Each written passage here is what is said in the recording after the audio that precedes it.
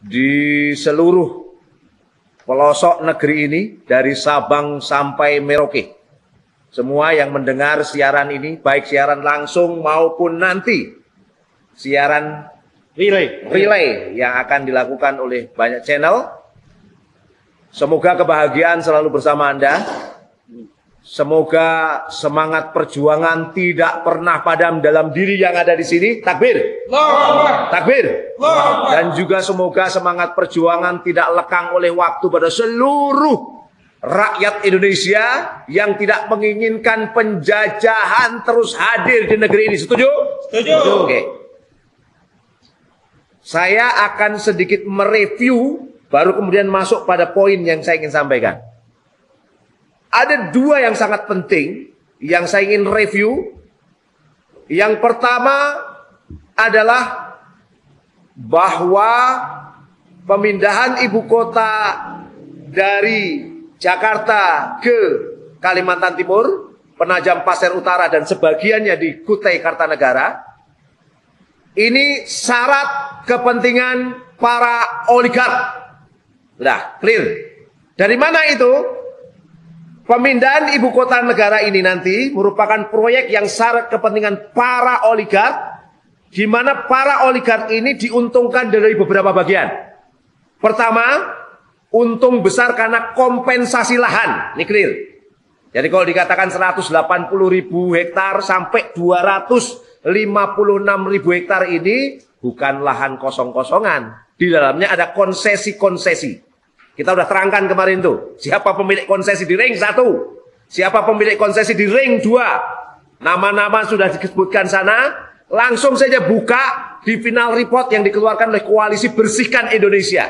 Tadi sudah ditantang oleh Bung Kozinudin. Kalau tidak percaya, buktikan, balas apa yang ada di dalam final report itu. Silahkan, bantah yang ada di situ. Jangan bawa ke yang lain-lain ya. Kita fokus ke sana. Dan itu kita tahu siapa yang akan diuntungkan dari kompensasi lahan. Ya tentunya yang punya konsesi lahan di situ. Apakah konsesi terkait dengan izin usaha pertambangan 144. Kemudian yang terkait dengan izin usaha pemanfaatan hasil hutan kayu, baik itu hasil ala hutan alamnya maupun hutan tanaman industrinya. Ada nama-nama yang sudah disebutkan Bung Kozinudin tadi itu. Ini harus dibuktikan. Dalam artian kalau mereka membantah, silahkan bantah sekarang ini. Silahkan bantah 56 nama tadi terlibat atau tidak. Kalau tidak terlibat, buktikan sekarang juga. Kami menduga mereka lah yang akan dapat untung besar dari kompensasi lahan ini. Takbir. Yang kedua, untung besar dari pembangunan berbagai sarana prasarana yang ada di sana. Tentu pemain pembangunan konstruksi yang ada di sana bukan pemain ecek-ecek dong. Tapi tentu pemain besar.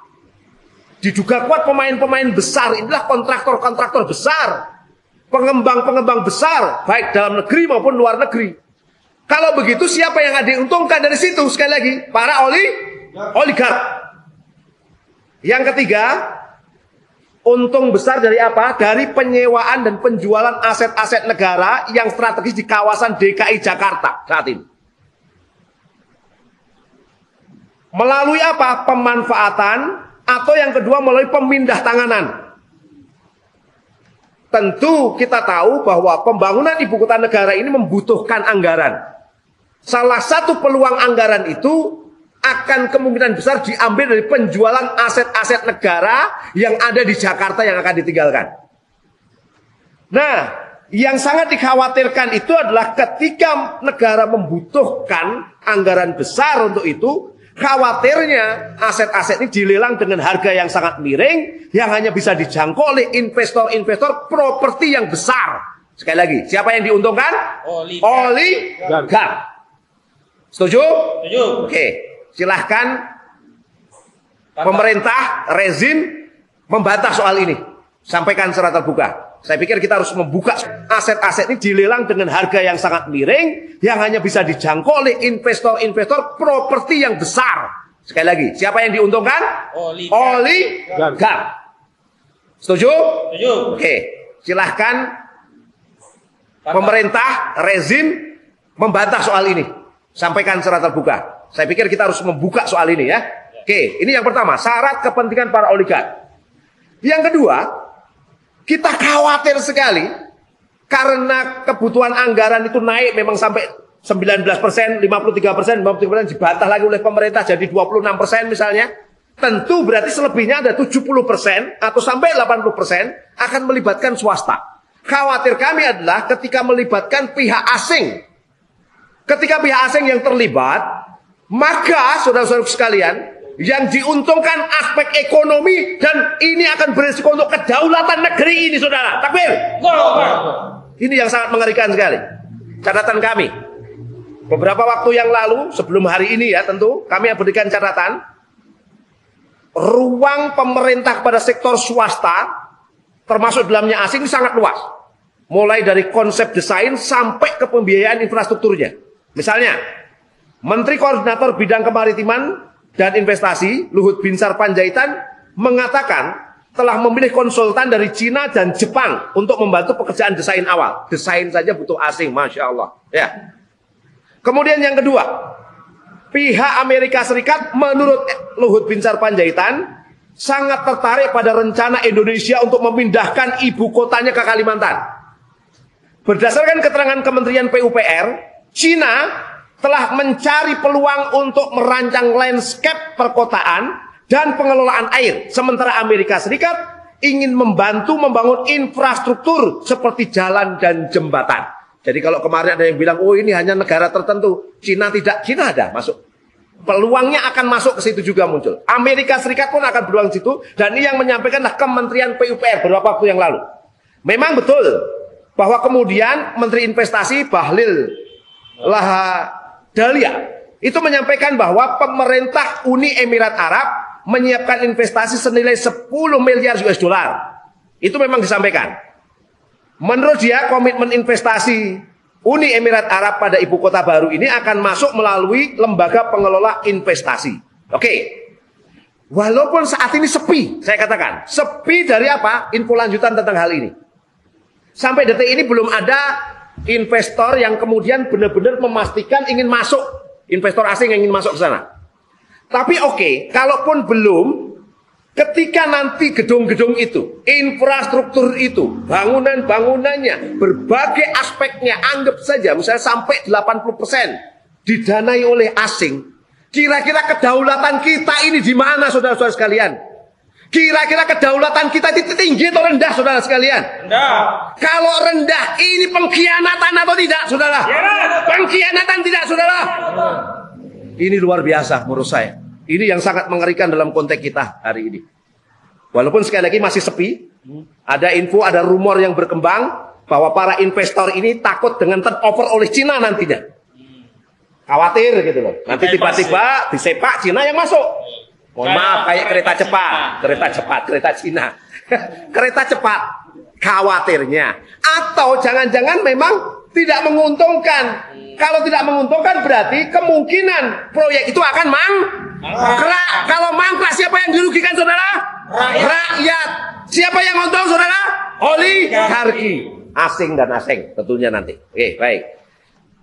Sekarang kita bicara skema pembiayaan. Ini yang sangat lucu. Di data Bappenas disebutkan, memang ini datanya clear banget. Di awal disebutkan bahwa APBN 19,2%. KPBU sistem ya, kerjasama pemerintah dengan badan usaha itu 54,6%. Kemudian swasta murni ini adalah 26,2%. Dalam perkembangannya ketika rame pansus lagi diskusi, pemerintah menaikkan 53%. Dalam perkembangannya ketika rame pansus lagi diskusi, pemerintah menaikkan 53%. Kemudian pemerintah bantah lagi. Enggak kok. Berapa? Di data website IKN disebutkan 26%. Ini kayak main-main gitu loh. Anggaran dibuat main-main. Makanya kapan waktu ada DPR yang mulai protes tuh. Protesnya apa? Nggak jelas nih anggarannya nih. Ya, anggaran untuk IKN ini nggak jelas. Waduh, gimana nih, Masya Allah ya. Untuk sebuah proyek yang sangat besar, kontribusinya yang tidak clear. Nah, saudara-saudaraku sekalian, poin yang ingin saya catatkan di sini begini.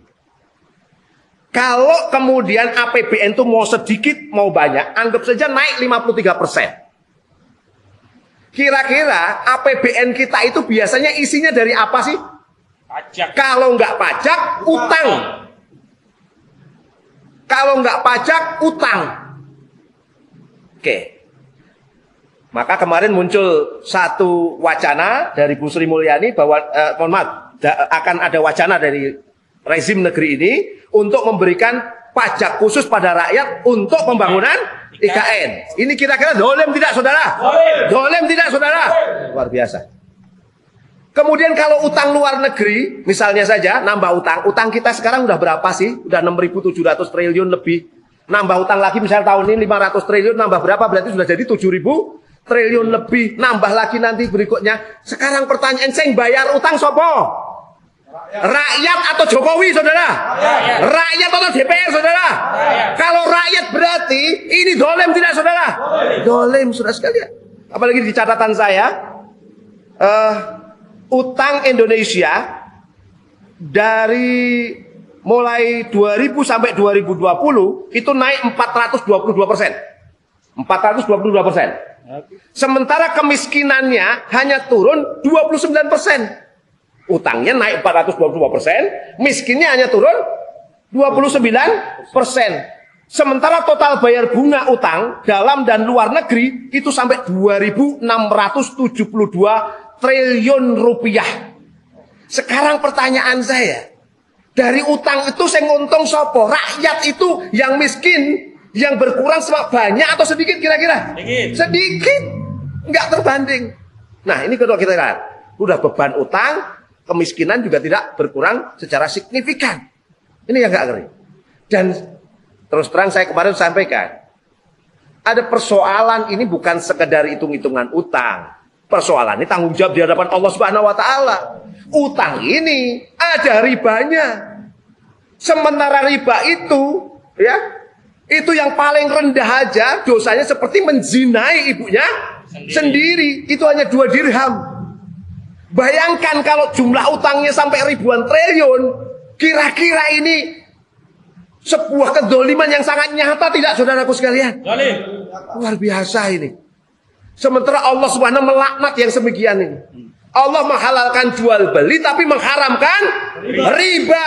Kalau Allah sudah mengharamkan, maslahat atau madorot, saudara? Maslahat atau madorot, saudara? Kalau pemimpinnya sudah membuat madorot, ini kira-kira yang hancur rakyatnya atau DPR-nya, saudara? Rakyatnya. Udah, ini sebuah, ya Allah, naudzubillah min dzalik. Sudahlah utang ribawi, Allah nggak ridho. Kemudian pajak mendolimi rakyat, Allah juga nggak ridho. Kira-kira rezim negeri ini diridhoi Allah tidak? Tidak. Allahu Akbar. Naudzubillah min dzalik. Oke. Terus kemudian anggap saja Pak Agung, itu saya kurangi deh APBN-nya nggak banyak-banyak, balik lagi 19%.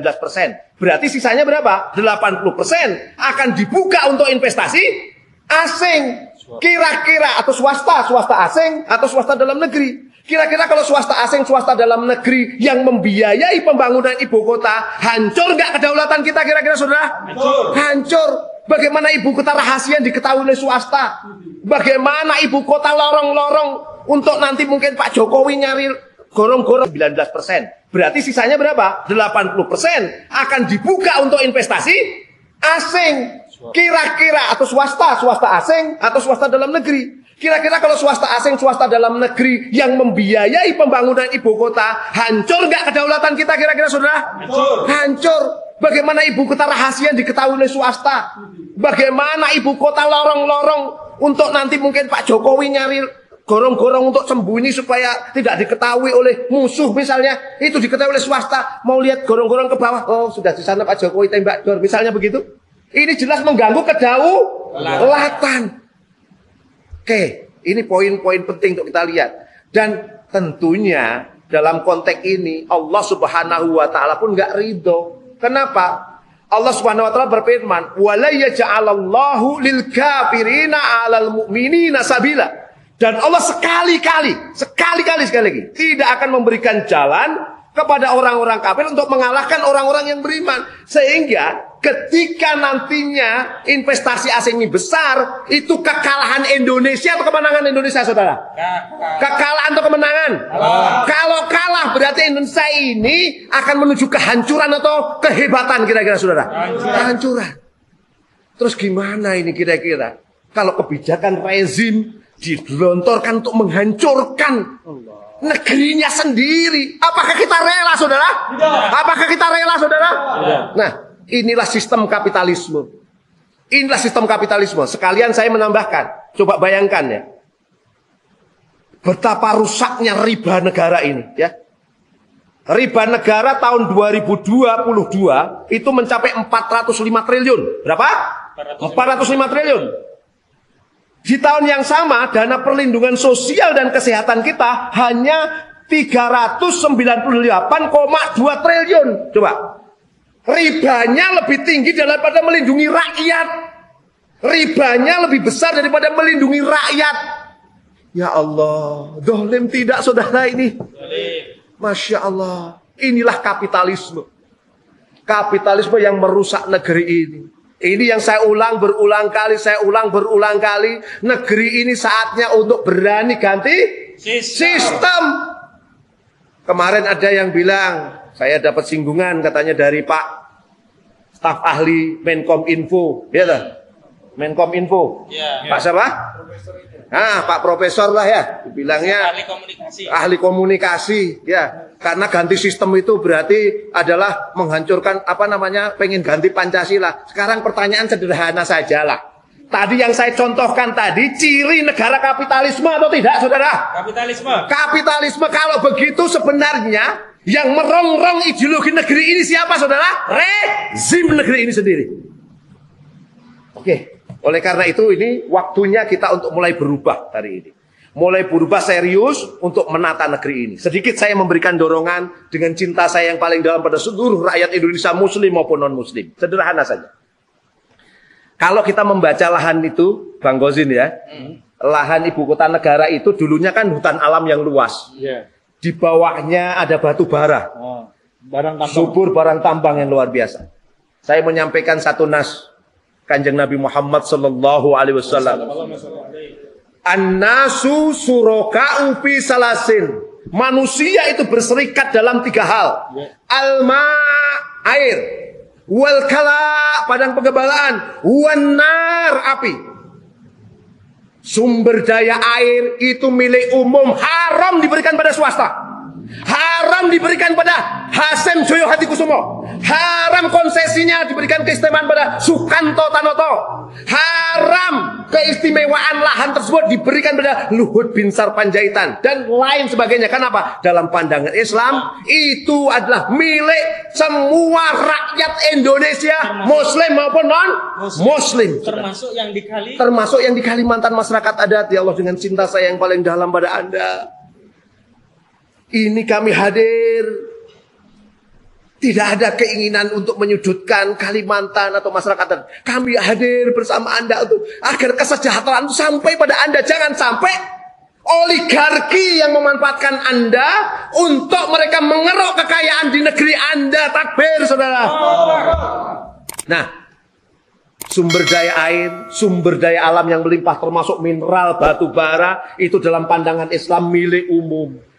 Milik umum itu jumlahnya yang sangat besar. Itu nanti untuk kemakmuran seluruh rakyat muslim maupun non-muslim. Oleh karena itu di hari ini yang baik, di hati kecil saya yang paling dalam, saya menyampaikan pada kita semua, yuk jangan anti pada syariah Islam. Insya Allah syariah ini akan membawa barokah buat semua. Lil alamin, rahmatan lil alamin, rahmat bagi seluruh alam, termasuk manusia muslim maupun non muslim. Minta semuanya angkat tangan semuanya, teman-teman sekalian. Genggam tangan semuanya, ikuti kata-kata saya. Hari ini demi Allah dan Rasulullah, kami yakin bahwa pemindahan ibu kota negara dari Jakarta ke Kalimantan Timur adalah kedoliman hanya demi kepentingan para oligarki oligarki, asing dan asing. Oleh karena itu, mari kita kembalikan pengaturan semuanya pada syariat Allah untuk kemaslahatan Muslim maupun non-Muslim. Barakallahu fikum. Assalamualaikum warahmatullahi wabarakatuh.